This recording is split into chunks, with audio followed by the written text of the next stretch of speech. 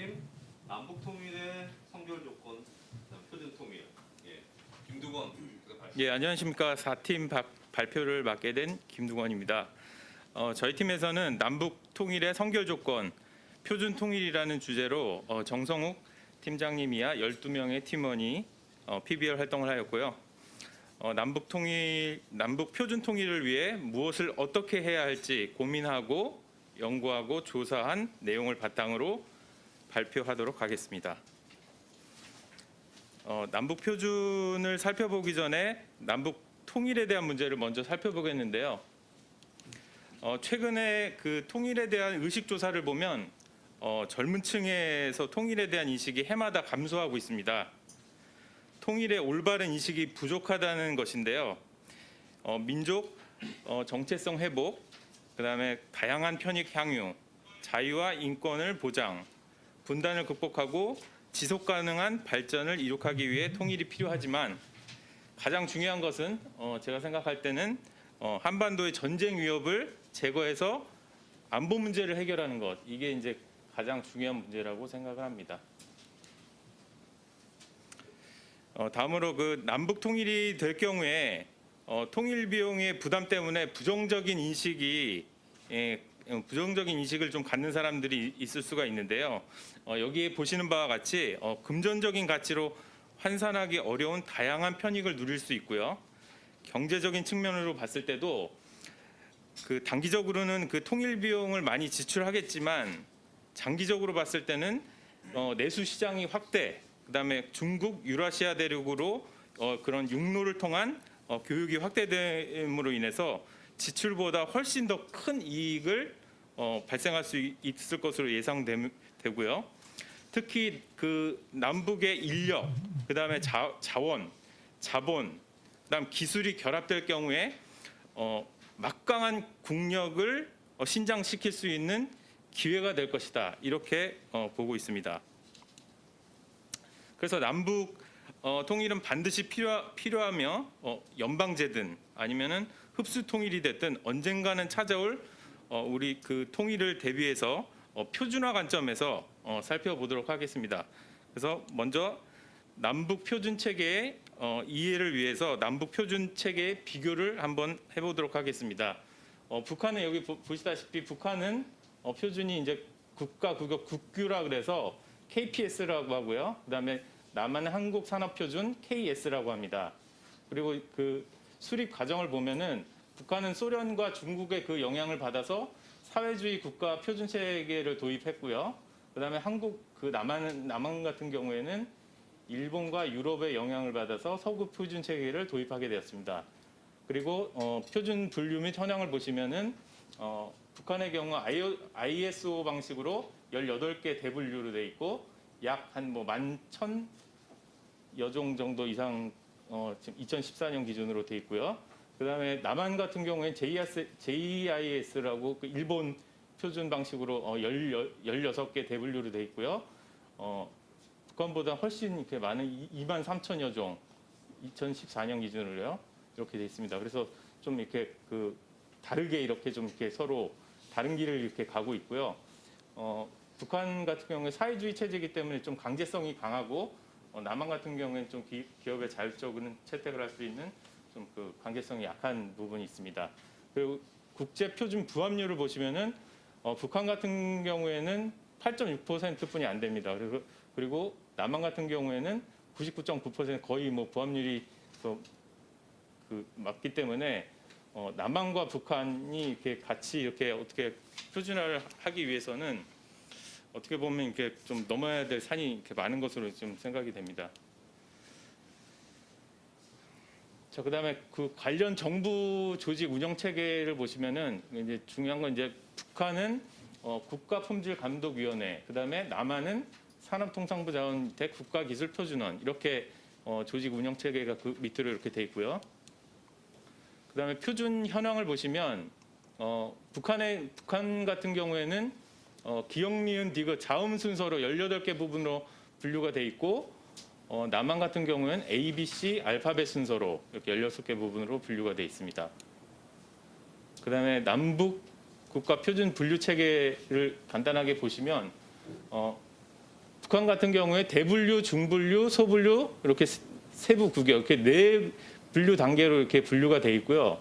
남한 같은 경우에 대분류, 중분류, 세부 구격 이렇게 3단계로 이렇게 분류 단계 자체도 이렇게 북한과 남한이 이렇게 다르게 이루어져 있습니다.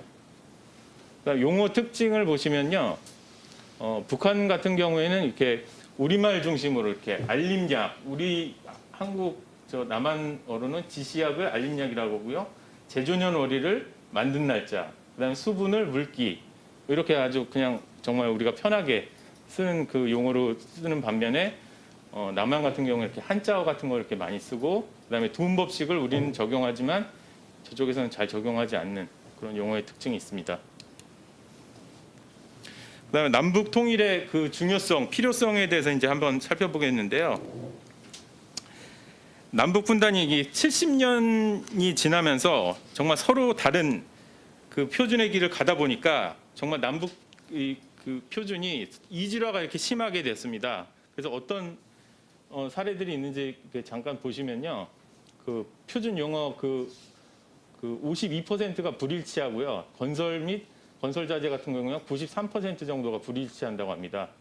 그리고 이제 그 용어 같은 것도 보면 드라이버를 나사 틀개, 그다음에 케이블을 카벨, 그다음 메시지를 통보라고 하고요. 그다음에 도면상의 기호도 보시면 이렇게 남한과 북한이 뭐 같은 거라고 하더라도 이렇게 차이가 많이 납니다. 그래서 사실 이렇게 이게 뭐지라고 이렇게 할 수가 있는 그런 상황인데요. 도로 표지판을 또 보시면요, 도로 표지판도 사실 조금 이제 색다른데요. 우리나라 같은 경우에 이렇게 정지 스탑 이렇게 돼 있지만은 저기는 그냥 쉬운 용어로 섰 이렇게 돼 있습니다. 이렇게 좀 이렇게 쉽게 쓰는 것 같긴 한데 어쨌든 이렇게 좀 뭔가 많이 다르고, 이렇게 뭐 양보 같은 경우도 이렇게 좀 이런 아무 얘기도 안 써 있어서 이거 어떻게 알아보기 힘들 것 같고, 위험도 이렇게 그냥 느낌표 하나로 있어서 어떤 내용인지 잘 못 알아볼 것 같아요. 이런 이질감도 또 있고요. 그다음에 가스 배관형 탄소 강도 여기 보시는 바와 같이 규격 자체가 많이 다르고요. 그다음에 조건 자체도 다르게 나타납니다. 그다음에 남성용 의류 치수도 이렇게 보시면 그 어떤 그런 그 치수의 그 항목 같은 것들도 여기는 되게 그 많고요. 저희는 그 치수 항목이 조금 여기보단 적지만 그 내용 자체가 그 치수 항목도 다르고 숫자도 다르고 그다음에 그런 그 어떤 그 방식 자체가 달라서 어떤 표시 방법의 차이도 이렇게 많이 이질화되어 있다고 보시면 되겠습니다. 그래서 남북 그 표준 통일이 왜 중요하고 왜 필요한가를 한번 살펴보도록 하겠습니다. 첫 번째 이유로는, 가장 크고 첫 번째 이유로는 우리가 남북 표준 통일을 하려고 하는 가장 큰 이유는 통일 비용을 절감하기 위해서입니다. 독일 같은 경우에는 그 표준 통일을 2년 이상 예상을 했다가 실제로는 20년이 소요가 됐고요. 비용도 지금 20년 동안 180조, 표준 통일에 들어간 비용이 180조가 들었다고 합니다. 그게 전체 통일 비용의 10%라고 하니까요. 실제 통일 비용은 뭐 1,800조 이상 됐다고 보시면 되겠습니다. 그래서 남북한의 그 비교 중에 이제 북한과 그다음에 동독을 단순 비교를 하게 되면요, 분단 기간이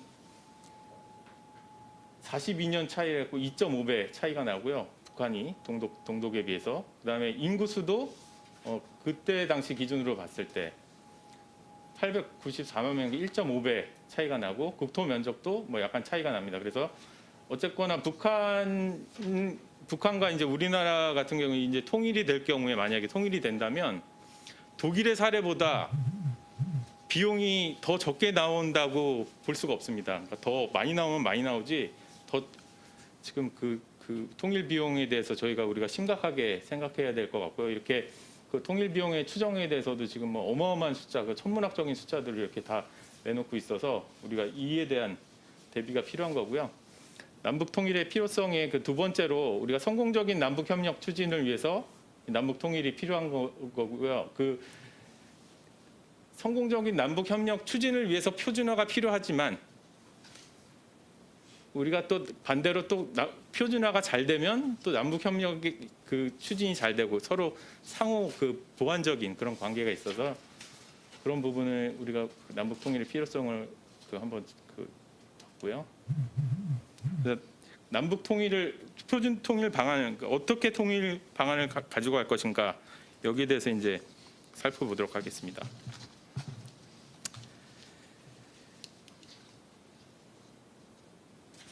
먼저 그 방안을 살펴보기 전에 우리나라 그 남북 그 표준 통일을 어떻게 추진해 왔는지 현황을 한번 살펴보겠는데요. 민간 또는 민간 정부 합동으로 2000년대 초반 활발히 진행되었으나 2010년 5.24 조치 후 전면 중단됐습니다. 그러니까 경제적인 문제와 그러니까 군사적인 문제, 정치적인 문제 때문에 우리가 그 많이 그 정책이 왔다 갔다 하고 중단이 되기도 하고 그런 영향을 많이 받고 있는 상황이고요. 그다음에 이제 2018년도 이제 남북 정상회담을 계기로 우리가 이제 남북 표준 품질 종합 추진 계획을 제안하려고 했으나 북미 회담 결렬이 되고 개성 남북 공동 연락 사무소 폭파 등으로 인해서 그 협력 제안이 불발됐습니다. 자, 그나마 그 최근 표준 통일의 가장 가시적인 성과는 표준시 통일이라고 볼 수 있습니다. 아마 그 여러분들 중에서 북한과 남한에 시차가 있었다는 사실을 몰랐던 분이 많이 계실 거라 생각되는데요. 저희 팀에서도 PBL 활동을 하면서 새롭게 알게 된 분들이 많았습니다. 자, 우리나라는 그 1908년부터 표준시를 몇 차례 변경해 왔는데요.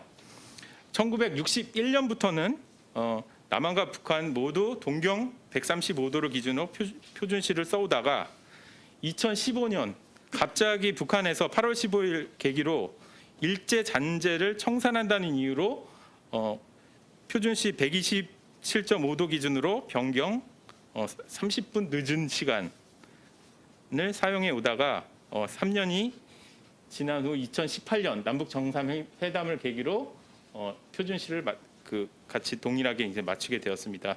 그래서 현재 남북한의 시차는 없고 표준시 통일이 남북 통일의 표준 통일의 상징적이고 대표적인 사례로 남게 되었습니다. 그래서 독일의 사례는 아까 봤듯이 이제 그 독일 같은 경우에는 급격하게 이제 통일이 되면서 표준에 대한 대비를 뭐 어느 정도 했지만 그래도 많은 그런 비용을 지출했기 때문에 우리도 그에 대해서 많이 대비를 해야 된다. 이렇게 보시면 되겠고요. 우리가 이제 남북 통일의 우선순위를 이제 그래서 어떻게 잡을 것이냐. 그래서 첫 번째 남북한 교육이나 거래가 활발한 분야를 선정해야 된다. 그다음에 남북한 표준 체계 비교 및 연구가 활발한 분야를 선정해야 된다. 그다음에 남북 표준 체계상 유사성이 높은 분야를 선정해야 된다. 이런 걸로 해야 우리가 좀 더 효율적으로 표준 통일을 접근할 수 있다. 이렇게 보시면 되겠습니다. 다음으로 남북 표준 통합 추진 방향인데요. 크게 보면 남북 표준 비교 연구, 전문가 육성, 정책 개발하는 것과 그다음에 북한의 국제 표준화 활동 등을 지원하는 것 이렇게 그 크게 두 갈래를 볼 수 있겠고요. 시간 관계상 남북 표준 통일을 위한 실천 과제 마지막으로 보시겠습니다. 그래서 첫 번째 이렇게 네 가지로 이제 한번 추려봤는데요. 첫 번째 남북한 표준 비교를 위한 정부 지원 조직 마련. 그다음에 두 번째로 다양한 협력 채널 활용해서 표준 체계를 비교 통합하기 위한 전략을 필요. 그다음에 세 번째로 국제적 공조와 학술적 접근. 그다음에 이제 마지막으로는 이제 그 우리가 누구나 이제 실천할 수 있는 일반인들이 다 실천할 수 있는 올바른 통일 교육 확대 및 통일 의식 함양. 그래서 우리가 주변의 사람들과 우리 자녀들에게 올바른 통일 그런 교육을 확대시켜 주셨으면 좋겠습니다. 자, 이제 마지막으로 저희 팀의 PBL 활동 인터뷰, 현장 답사 등을 담은 영상을 보시겠습니다.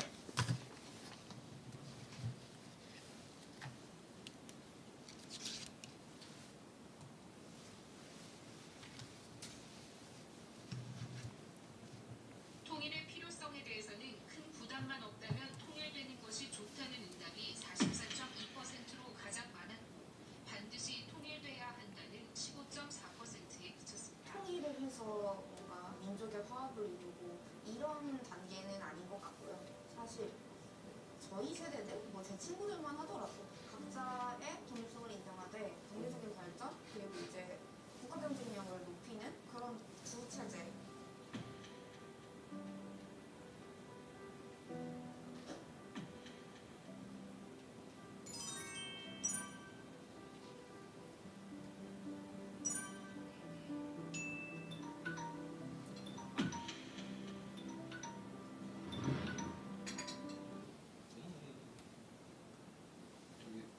질의 응답 시간을 줄이겠습니다. 네. 요건 마지막으로 안 나왔어요. 괜찮으시겠죠? 예.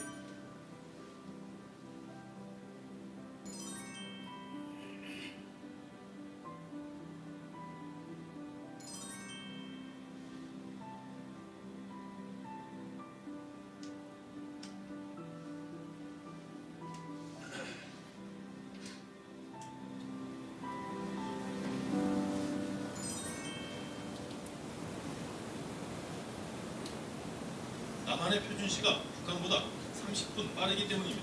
북측도 과학기술 강국을 목표로 하고 있다고 안다. 표준시 외에도 남북 간 표준이 다른 것들이 있는데 맞추어 나가자라고 화답했습니다. 그 격차가 너무 심해. 독일은 그렇게 해도 통일 비용이 거의 3조 달러 정도 들었는데 한국은 이렇게 격차가 더 심하기 때문에 버든다 훨씬 더 많죠. 그밖에 안 되고 준비도 그렇게 했는데도 이렇게 힘들었으면 준비 안 된 독일은 위험할 수 있어요.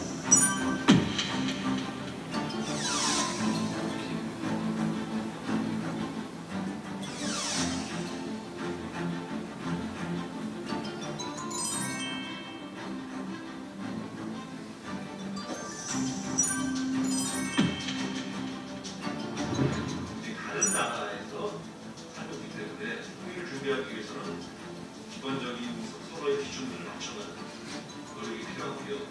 그러면 어디에 맞출 거냐? 이런 것에 대해서 해야 되는데 그런 논의는 기구가 아니고 있어요. 기본적인 조사도 어렵고요. 양국 체제 문제가 왔다 갔다 해줘야 돼요.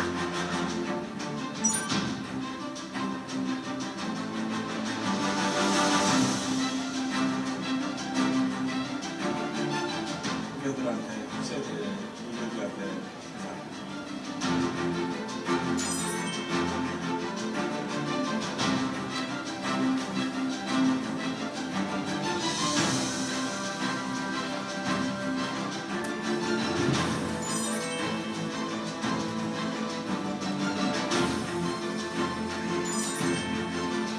주제는 어느 정도 이해가 된 것 같으니까 이렇게 풀어도 될 것 같습니다. 네. 뭐 질문, 네, 빠른 시간 안에 대답 부탁드리겠습니다. 네. 네, 저는 여기 이제 팀원분들 구성이 있으신데 저하고 뭐 동명이인도 있고 근데 이제 이번에 이제 표준 남북한 표준 통일 문제를 연구하시면서 이제 팀원들 간에 어떻게 역할 배분을 해서 진행을 하셨는지 좀 설명을 좀 부탁드립니다. 예, 그 동영상 이제 제작하시는 분들이 있었고요. 그다음에 이제 그 인터뷰 가신 분들도 있었고요. 그다음에 그 서기 맡아서 하신 분들도 있었고요. 그다음에 이제 요 그 저희 이제 또 주필팀이라 그래가지고 요 그 자료 제출하는 거 하고 그다음에 이제 발표 자료 PPT 만드는 사람들 이렇게 배분해 가지고 그렇게 저희들이 그 역할 분담을 했습니다. 연구 내용 관련해서는 뭐 어떻게 서로 좀 이렇게 배분이 잘 되는가요? 최초에는 이제 저희가 초반에는 네. 각자 1인 1 발표를 해가지고 각자 자기가 이제 조사해온 내용을 다 한 번씩 10분, 15분씩 다 돌아가면서 한 명도 빠짐없이 다 발표를 했고요. 그 자료를 이제 토대로 저희가 이제 그 취합을 해서 자료를 이제 그 제출 자료를 만들게 되었습니다. 네, 많은 저도 뭐 의문되는 게 많은데 시간상 좀 멈추는 걸로 하겠습니다. 죄송합니다. 네, 다음 1팀 메타버스 기술과 표준화 전략. 네, 김웅택 선생님께서 발표해 주시고요. 잠깐만요. 보강 선생님 같이 참가해 주셨습니다.